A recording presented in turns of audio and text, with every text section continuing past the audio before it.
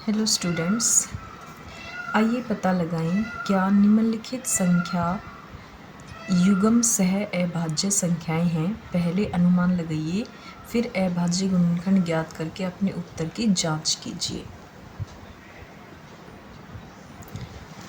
तो हमारा पहला पार्ट है 30 और 45 के बीच हमें बताना है कि क्या ये सह अभाज्य संख्याएं हैं या नहीं है। ठीक है, जो को प्राइम नंबर्स होते हैं उसमें कुछ भी कॉमन वैल्यू नहीं होती एक के अलावा। तो हमने 30 के गुणनफल निकाल लिए। 30 को हम लिख सकते हैं 2 गुना 3 गुना 5। 45 को लिख सकते हैं 9 पंजे 45, तो 3 गुना 3 गुना 5। तो इसके जो सार गुणनखंड है वो 3 और 5 इसके सार गुणनखंड है। तो क्योंकि 3 और 5 इसके सार गुणनखंड है इसलिए ये सह अभाज्य संख्याएं नहीं हैं। 57 और 85 सेकेंड पार्ट है। 57 को हम लिख सकते हैं 3 गुना 19 और 85 को लिख सकते हैं 5 गुना 17। तो इसमें कोई भी सार गुणनखंड नहीं है, इसलिए ये दोनों संख्याएं सह अभाज्य संख्याएं हैं। पार्ट नंबर सी है 121 और 1331। तो 121 जैसा कि हमें पता है 11 का स्क्वायर होता है 11 गुना 11, और 1000 जो 1331 जो है वो हमें पता है किसका क्यूब होता है, 11 का क्यूब होता है। तो इसमें सार गुणनखंड 11 है, तो ये दोनों सह अभाज्य संख्याएं नहीं हैं, यानी को प्राइम नंबर्स नहीं हैं। पार्ट डी है 343 और 216। 343 7 का क्यूब होता है 7 गुना 7 गुना 7, और 216 जो होता है वो 8 गुना में 27 होता है। तो 8 को हम लिख सकते हैं 2 गुना 2 गुना 2, और 27 3 गुना 3 गुना 3। तो इसमें भी कोई भी सार गुणनखंड नहीं है, तो ये दोनों संख्याएं सह अभाज्य संख्याएं हैं। क्वेश्चन नंबर 2 है, क्या पहली संख्या दूसरी संख्या से विभाजित होती है? अभाज्य गुणनखंड का प्रयोग कीजिए।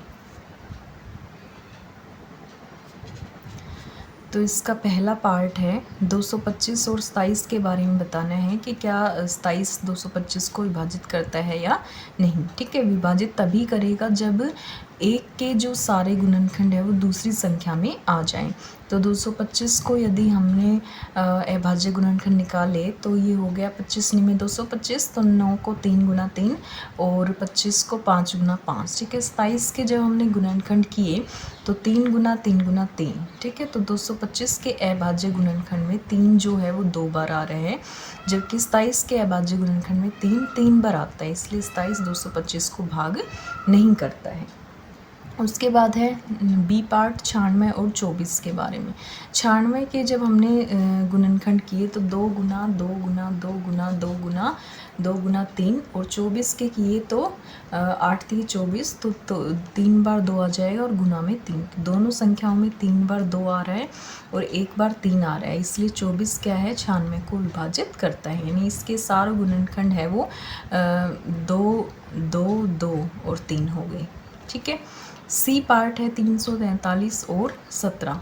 ठीक है, 343 के गुणनखंड हो गए 7 गुना 7 गुना 7। 17 का कोई भी गुणनखंड नहीं होता, तो दोनों संख्या में कोई भी सार गुणनखंड नहीं है, तो सार गुणनखंड नहीं होने की वजह से 17 343 को विभाजित नहीं करता है।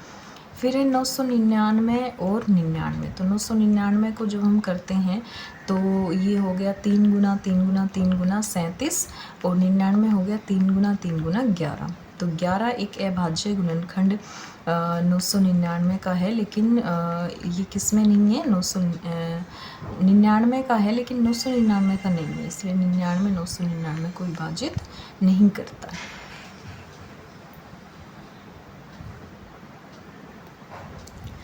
थर्ड क्वेश्चन है, पहली संख्या का अभाज्य गुणनखंड 2 गुना 3 गुना 7 है और दूसरी संख्या का अभाज्य गुणनखंड 3 गुना 7 गुना 11 है। क्या ये दोनों से अभाज्य संख्याएं हैं? क्या इनमें से एक संख्या दूसरी संख्या को विभाजित करती है?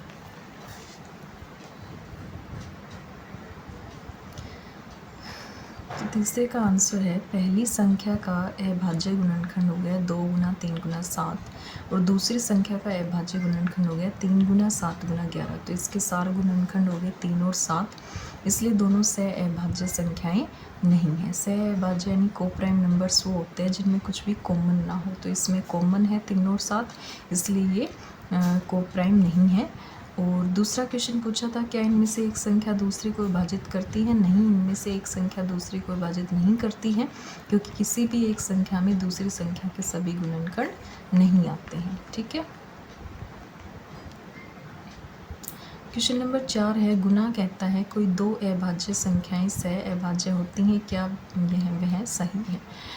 तो हाँ, दो अभाज्य संख्याएं होती हैं वो कोप्राइम्स होती हैं, क्योंकि इन दोनों में एक के अलावा यानी 1 के अलावा कोई भी सार गुणनखंड नहीं होता है। जैसे कि 2 और 5 जो हैं वो अभाज्य संख्याएं हैं और ये कोप्राइम्स भी हैं।